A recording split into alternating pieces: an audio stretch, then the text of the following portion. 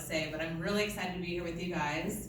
And I don't know how many people know my story, so I wanted to just kind of start off with giving a little bit of how I got started with Beachbody, because I think it's really easy to see coaches that are more successful and just think kind of like that's them and you're you and there's a big gap. So I like to close the gap, because to me the gap is what matters. Like, that's our journey. And I love even the success story, how it started off with transformation, being more than just physical, because that's really what this business has meant to me. But when I started, I've been a coach actually for 8.5 years. It was about 9 years ago. My husband, I was dating him at the time. I'm not sure why. I'm just kidding. He was like a couch potato. He was lazy. He was like very attractive. And like literally, I just know all I ever did, when he wasn't at work, was he like laid on the couch. I think he didn't know you could sit on a couch. And he ate Doritos. That was my impression of him. So one day he called me and he had seen a late night infomercial for P90X, and he was like, I want that. So of course I'm like, okay, I'm buying it. Like, I don't care what it costs, I know what it is, but he said it's a workout, and if he's gonna consider a workout, because I was always into fitness. So I did what any good girlfriend does. I went straight to eBay, I found P90X, and I bought it for him. It showed up, and I'm thrilled, because I'm like, I'm getting a new boyfriend. And he did not even open it. It goes back to that lesson of skin in the game. He sacrificed nothing. So he did nothing, and it was, one of those late night guilty moments probably where he felt inspired. So because I had skin in the game, which I didn't have that much skin in the game, just got on eBay, and I'm a very deal freak shopper, I ended up opening the program and doing the program. I got crazy results, like too good of results. All of a sudden I was like, I think I look like a man. But on the DVD package, it said you could create a Beachbody account and chat with Tony Horton. And I'm just an idiot, apparently. And I thought that meant like he was just going to talk to me. So that's how I joined Beachbody, was thinking Tony was going to chat with me, not realizing it was like a video that thousands of people could just watch. So I was a little disappointed. But I got assigned a coach. So now I don't know what a coach is. This lady would, kind of send out emails every now and then, which I loved how they talked about email marketing, because it worked with me. Because eventually when I had a question, like, what do? I look like a man, I would message her. So I messaged her, and I was still wondering even at that time, like, you guys, I'm a skeptic, like, I'm a skeptical person. So I'm like, is this really a lady? Or is this like a big, scary man on the other end? Like, I don't know, but maybe she can just tell me what workouts to do next. So she recommended Chalene Extreme at that time, which was amazing. I went straight to eBay, I bought Chalene Extreme. I got great results and started to look more like a girl again. And at that time, we actually got married. So then Insanity came out, and at this point, my life was very different. We were in our first year of marriage, and it was terrible. Like I said, I don't know why I married him. That's what I was thinking in year one. It was really bad, though. I got into a really dark place because I was so disappointed in where my life was and how I allowed it to get to that place. And so we were really struggling, and I was really focused on trying to fix my husband. And I put every ounce of energy, everything I did was about trying to fix my husband. He enjoyed partying far more than he enjoyed being married to me. And so I had many, many, many sleepless nights where I would just hope that he would come home, that he would make it home, that he wouldn't kill anybody on the way home. And if I ever heard a siren, like, I always thought it was him. Like, I was the person waiting for the knock on the door. And that's when I found Insanity. And it literally saved my life. I got it on eBay. But it saved my life because the one phrase Shanti says, and some of you guys may know her, where he says the work doesn't begin until you're tired. And that might have not even been till Asylum. But how many of you guys have actually done a full round of Insanity? Because I find when you say, have you done Insanity, if someone ever did like one, they're like, me? But if you actually finish Insanity, you're like in a whole different club, because month 2 is like, what did he do to us? So when I finished Insanity, though, I all of a sudden started to get my power back, because what I realized, and what I didn't know at the time, I just thought I was doing a workout program, but what I realized is I was going to finish that program to prove to myself I could, and not just do the program, that I could do anything, because at that point I felt like I was failing at everything, which that's not a great thing to choose if you're just trying to finish a program, because it's really hard. So what happened in my second month, I messaged that coach lady / strange man again, and I was like, what do I do? Because this is so hard. And I was so defeated internally. You know, when you're defeated internally, everything externally is a lot harder. So, I was waiting tables at the time, and I worked I couldn't walk. I was wearing I'm like, this is embarrassing. I was wearing 2 knee braces. I don't even know if I should be. I just went and bought them because I'm like, I have to finish the program. My knees aren't working. I'm like having to walk upstairs sideways. And so I messaged her, and I was like, how do I finish this program? And I was going to do whatever she said because I was finishing this program. Like I said, I didn't know then how much of my life was literally put on finishing this program. And I was like, I really thought she was going to tell me to eat sprouts every day. I don't know why. I think because I thought sprouts were gross. I'm like, it's probably just a healthy thing I'm going to have to do. And so she told me, you need to try Shakeology. And immediately I was like, here we go. This lady is a salesperson. Like, she wants to make money off me. And so, but I was so desperate, and I'd already decided I would do whatever she said, that I was like, fine. And then she told me out the bottom of the bag guarantee. So you can literally drink it, in case you guys don't know. This is great for Beachbody. You can drink the whole bag and return it empty and get a refund. And I'm like, I got 30 days left. It's 30 days worth. And I'm the kind of person, you know, some people, they do that because, you know, you'll forget. Not me. I was like, I'll have a shelf just for my box and my packing slip. Like, I'll put notes everywhere, and I will return this and get my money back to be free. Like, this is a win-win. And so she was like, but you know what? In case you keep it, because I think she knew. I probably just told her outright that's what I was going to do. She's like, you should become a coach because you'll get it cheaper. So she knew my button. So I was like, well, yeah, of course, whatever. As long as I can just return everything. So that's how I became a coach. So I wanted to tell you guys that because I'm literally like the epitome of everything you don't want in a coach, right? Like the eBay shop where you're like, oh my gosh, like they won't buy anything from me, they keep wanting to join my groups, or you know, the skeptical person, the one that hates shakes. Like, I was all of those things. But what happened was I was desperate enough to do whatever it took in that moment to just help me in that moment. And then all of a sudden I got added into a team, which I didn't know what that was either. There were these people in the supportive community that I didn't have that in my life. You know, I was like on an island just, you know, paddling upstream barely, hanging on. And so then, one more side note to my story, I also didn't know it was multi-level marketing, which is a complete curse word in my world. So then once I did become a coach, she asked me to the team. A month later, I'm drinking Shakeology every day. I feel totally different. I have less mood swings. I'm less emotional. Like, obviously, I thought I ate healthy, which to me meant like I choose turkey over ham and don't eat cheese or mayonnaise. So then I had all these nutrients in my body, and then I'm like, I can't return this stuff. Like, and I don't want to leave this group, and all of these things were changing my life. And then I found out, so I actually pulled out the policies and procedures, which is like what, the 80-page document. And I'm like, let me just read this so I can learn what this is about. And then, and how can I get this shake paid for? Because I'm definitely just not paying for it. And that's when I learned my multi-level marketing. So it was like, then I went from like this high to like this super low. I was voted most likely to succeed in high school, and then I became a waitress. So in my dad's mind, I was already like not making him proud. And now I'm like, now I get to go tell him in multi-level marketing, like, this just got worse. So I had all of these kind of negative mindsets coming in. But that's what I wanted to share with you today. I just wanted to kind of lead it up so you guys could see that I wasn't destined for success at this or even really interested. But I wanted to share 3 myths that you thought turned us, sorry, I don't even know what I'm talking about. 3 myths that you might think would turn a skeptic into a business builder, but then the actual truth behind it. Because I think sometimes we hear these little points and we think these are the answers. And for me, they ended up being quite different than what maybe is traditionally taught, or maybe deeper. So I'm going to share the real truth behind it too. So I should probably see if this kind too. So myth number 1, and this was something I was really taught when I first joined the business, is that finding your why is all that you need. So, and this is another embarrassing story, but I'll just tell embarrassing stories to you guys. When I first joined, once I started succeeding in the business a little bit, I got to go to my first kind of retreat. And we had a Find Your Why training. I'm sure if you guys read It Starts With Why by Simon Sinek, you've heard all the why trainings. And I'm not saying to discount everything you've ever learned, but I just think there's more to it, at least there was for me. So maybe this could help you or your coaches. So they literally had us all sit down at tables, and we had big blank poster boards and markers and colored pencils, and we were supposed to draw our why. And I'm looking around the room, and everyone is like thrilled. I mean, some are already deep in, and they're sketching all these things, and I had nothing to put on this paper.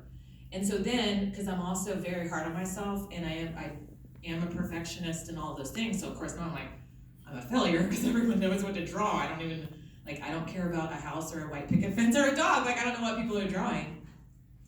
And so they're like, and they kept saying, like, it's your why to make you cry, and you've got to be connected, you're not going to be successful, just talking all about the why.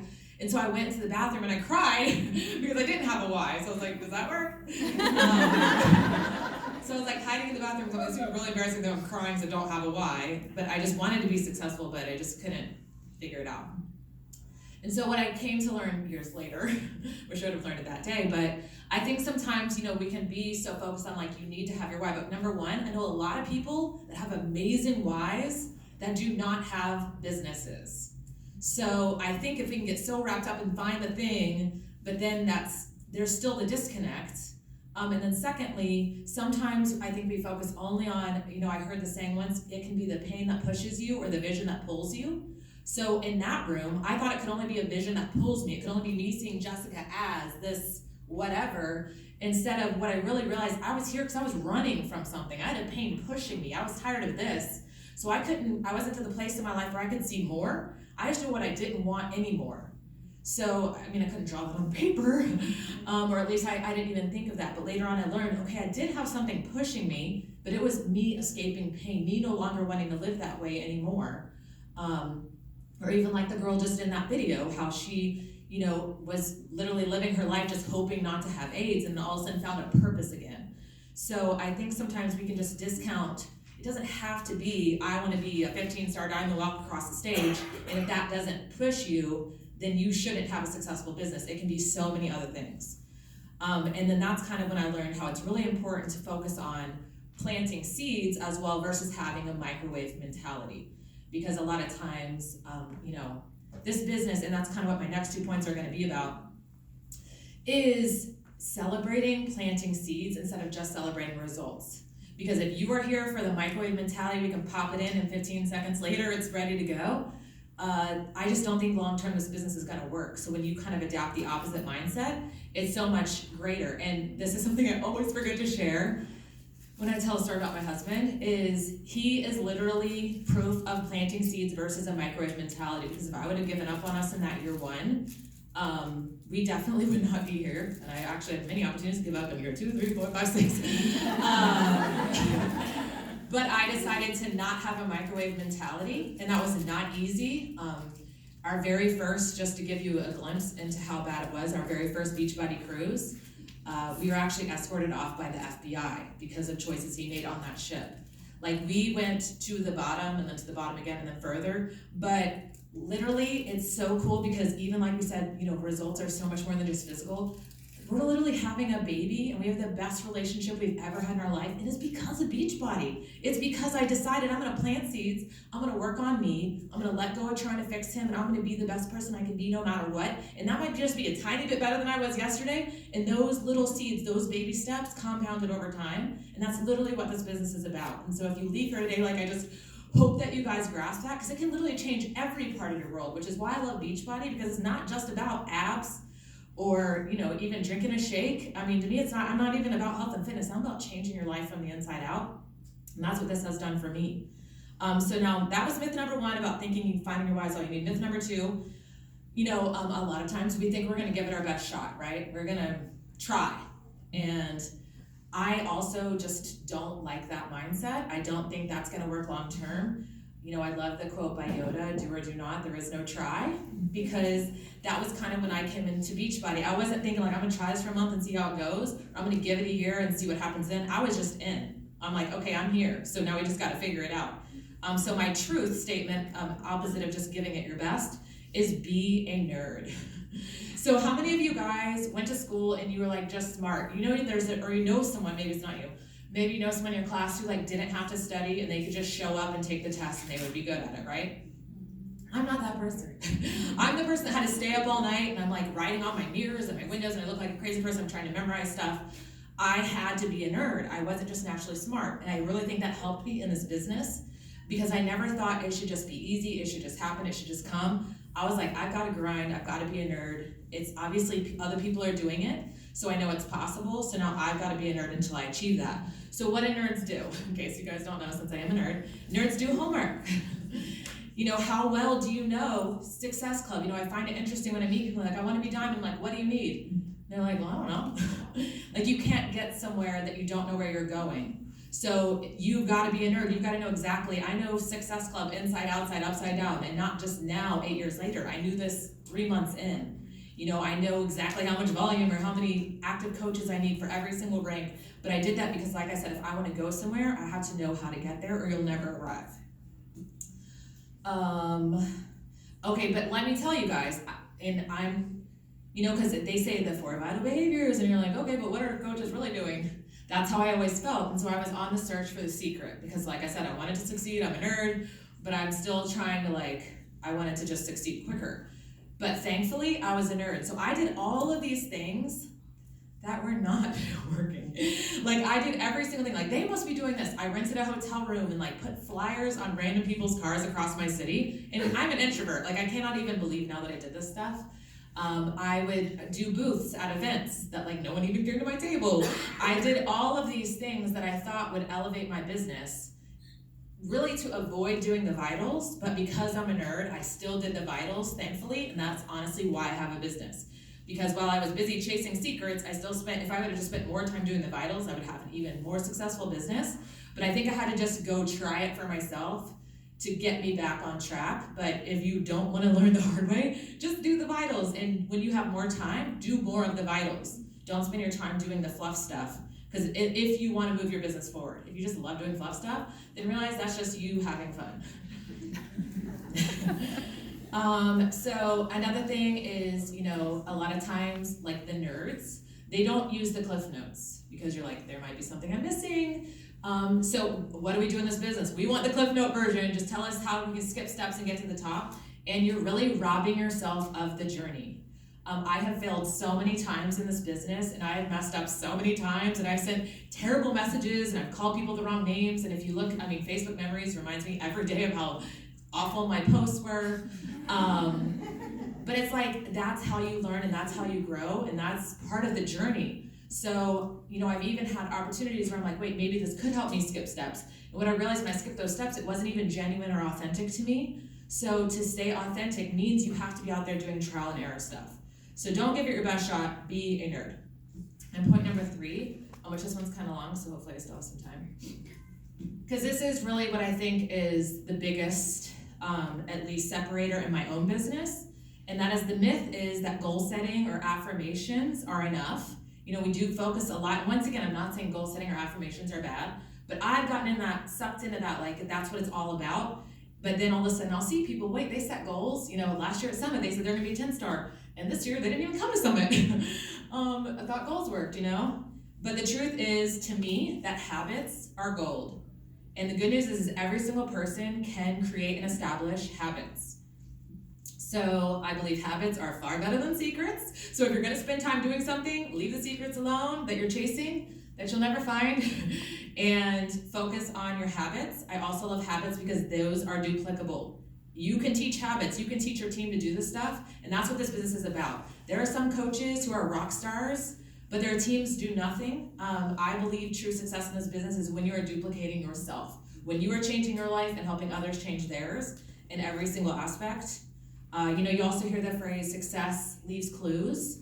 I don't believe that. I think success is really obvious. It's in your habits. So that's why I'm excited to just talk about this for a little bit. I just recently was reading the book Atomic Habits by James Clear.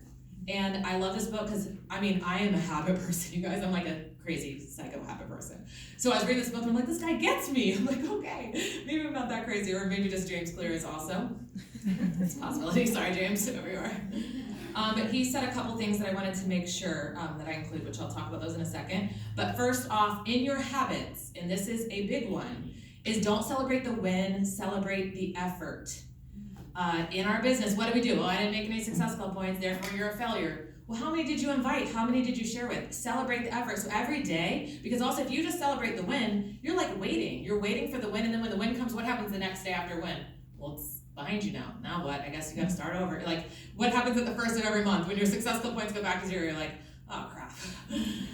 So what if you celebrate the effort instead? And guess what? Today I filled out my business activity tracker. I'm proud of myself because of that. That is what's going to move your business forward. And the more you celebrate that, even in your coaches, the more team and the more growth you're going to have. So the great news is, it doesn't matter how successful or unsuccessful you are right now. What matters is your habits right now. So if you guys already have some good habits established, that actually means you're successful. That means you're on the path to where you want to go. But if not, then that's where you need to focus. So, and I really love this. He talks about in the book that, and this is why we celebrate success, why we celebrate effort, because results from habits lag. So, for example, it's just like Shakeology. If you drink one Shakeology, you're probably not going to feel that much of a difference. But once I drank it for those 2.5 weeks in a row, then I felt the difference. So if I was only celebrating the win, I might not have ever got to 2.5 weeks, because I might have drank one and been like, Well, to tell you the truth, the first Shakeology I ever made was greenberry. The old greenberry, which is even worse if you've been around a while. It tastes like dirt. I imagine I've never eaten dirt. But I literally, and of course I didn't follow the directions. I put it in a cup, and I put some water, and I stirred a spoon, and it was literally like cement. And I remember took one bite or spoonful, and I was like, oh my God, I just paid so much money for this. So I put it in the fridge, and I was like, maybe if like every 20 minutes I came in and took one sip, I could drink, because I told you guys I'm cheap. So I'm like, maybe over 2 days I could get it down. And to think, if I was gonna just celebrate the win, I'm out, go ahead and just send me my money back right now. But instead, that's why we have to celebrate habits, but knowing those results lag. So whether you have good habits or bad habits, those results lag. Once again, there is no microwave mentality when it comes to habits, which is why we have to embrace the seed planting mind. But you can think about it in your weight, in your bank account, even in your marriage. Whatever the small habits are you're doing now, you're gonna see down the road. Or what you did, you can look at your weight right now. It's not because of my breakfast. My husband thinks that. He thinks he eats one meal and he's like, oh my God, my little body changed. Like, that's not how it works. But you can look back. Your weight is maybe your last however many days, months. Your bank account is however your habits over the course of your last days, months, and same with your marriage. So, that's why it's really important to develop good habits, because it is a lagging measurement. Okay, so now a couple quotes that I really loved, and these are like, yes. This is from James Clear from that book, Atomic Habits. It is your commitment to the process that will determine your progress. And I was like, thank you, James. Because think about it, it's your commitment to the process. So once again, it's not what you want, it's not the goal you wrote down, I want to be a Success Club All-Star. It's your commitment to the process. And what is our process in Beachbody? How many of you guys have actually used the new Success Club tracker, the Business Activity Tracker Success Club system? Beachbody literally told us, they took all of the top coaches that are having success, and this is their exact roadmap. So if you want success, why in the world are we not using it? They literally said, this is it, take it or leave it. We should use that every single day. That is going to be a habit that is going to produce success, and that is what he's talking about. Commitment to the process. It's not your commitment to the process. No, it is your commitment to the process that will determine your progress. The more you're committed to that, the more progress you'll make. Same with the 4 vitals. I have so many coaches, they skip the vital of inviting. If you skip the vital of inviting, you don't have a business. And once again, you're just ruining your own progress. I have one coach, Ashley Jernigan, on my team, and she literally, about 2 months ago, she pulled out that tracker and she did it every day for a month, and she saw nothing. Then she did it every day for another month. So once again, she could have easily said, never mind, but she kept going, and then she's like the top recruiter on our team this month. So once again, it's because she committed to the process and just kind of hoping, wishing, dreaming, saying daily affirmations or setting goals. This other quote is, you don't rise to the level of your goals, you fall to the level of your systems or habits. It's like, oh, ouch, that one can hurt, right? You don't rise to the level of your goals, you fall to the level of your systems or habits. So once again, I feel like typically you can look in the mirror at your habits and see where you're having or not having success based on whether they're good or bad. So it's one thing to say, and this is kind of where the goals and affirmations comes in, it's one thing to say, I'm the kind of person who wants this. I know, I feel like all of us have been like, I want that. Or you see something on the screen, the Beachbody Challenge winner in this room, like, I want that. But it's a totally different thing to say, I'm the type of person who is this. And that to me is where the gold is. Because if you attract who you are, which I always heard that early on in my journey, you're gonna attract who you are. So for me, I'm like, well crap, then my identity needs to change. Because right now I'm a depressed, hot mess, full of anxiety, so I knew I didn't need to just try, I needed to actually become a successful coach. And that doesn't become by the result, it becomes by the effort. So that's when I started doing things every single day that would get me more. I would think, what would a successful coach do? Okay, I need to go do that. Like I said, that's why I still was a nerd and did the vitals, because that's what my coach told me to do. She said, read personal development. I was like, I don't need personal development, I go to church. And so then, but she said do it, so I was like, but she's successful, I'm not, so I'm still gonna read it, but I don't believe I should be reading it. But once again, it changed my life because I actually applied what I was reading instead of just going through the steps. John Maxwell also says that you will, like in the laws of leadership, what is it? 21 irrefutable laws. Yes, 21 irrefutable laws of leadership. He says how, like, if you say you rank your leadership as a 7, like the most you're gonna attract is like a 5 or a 6. If you're a 2, guess what? You're attracting a 1. And I remember reading that, like, well, I want a team full of 1s. So, because how many times we're like, we wish we had a personally sponsored successful coach. So I was like, I've got to raise my level. So it all came back to me and ownership. But like I said, to me, that also just came down to my habits. So the more pride you have in a particular aspect of your identity, the more motivated you'll be to maintain the habits associated with it. So let me just say that one more time. The more pride you have in a particular aspect of your identity, the more motivated you'll be to maintain the habits associated with it. So think about this. When you clean say you have a really messy car and you get it cleaned. Like the next day, like maybe normally you throw that trash over in the side, but when it's clean, what do? You don't throw the trash over there, at least for like a couple days. Or if you get your nails done, for the girls, I know for me, like if my nails look terrible, like I don't really care, but if I just got them done in one break, so I'm like, oh no, like this is so, like, you just care more, or you're cleaning them more because they look good, or if you get your hair done, all of a sudden you're taking care of it more than if you're due for a haircut, you're like, well, I won't wash it for a couple days, come get it cut on Friday, Or is that just me? So I love that because that's the same. I think we think motivation is supposed to come first, but if we would go take care of ourselves, we're in health and fitness, if we would start eating right for a couple days, then all of a sudden we're gonna wanna keep eating right because we're gonna see those effects and we're gonna take more pride in what we're doing. When you invite and put yourself out there as a coach, you're gonna show up in a different way because you're taking pride in what you're doing. So I thought that was a really powerful example, and something I've always told my team is decide to stop deciding. That really changed my life because I used to waste a lot of time during the day of like, when am I gonna do my workout? Am I gonna do my workout? Can I switch around my rest day? Can I move the calendar? Like, have I had my Energize yet? Oh, I already have my Energize, I guess I should have another Energize. And it was like so much mental energy on that. So one day I just decided to stop deciding. I don't ever question if I'm gonna get my workout in anymore. I just know I am. And then I go do it. It's the same. I'm not gonna be like, am I gonna invite today? Do I feel like inviting? Do I have a post? Am I inspired to write a post? Do I feel good about posting? I just, like, how much time do we spend in our heads when we could just go do it, be done, and move on? So, and then, like I just said, then you'll find more pride in what you're doing because you're actually doing something instead of thinking about doing something. So action and habits first, motivation will come second. And I think a lot of times we get it twisted. We say we're not motivated, so we can't blank. Instead of do the thing, and then you'll be motivated to continue. So the goal is not to get in a workout today, it's to be a fit person. Or the goal is not to try coaching, it's to be a successful coach. And so when you do kind of change your goals to align with that, you'll see how your habits come into play.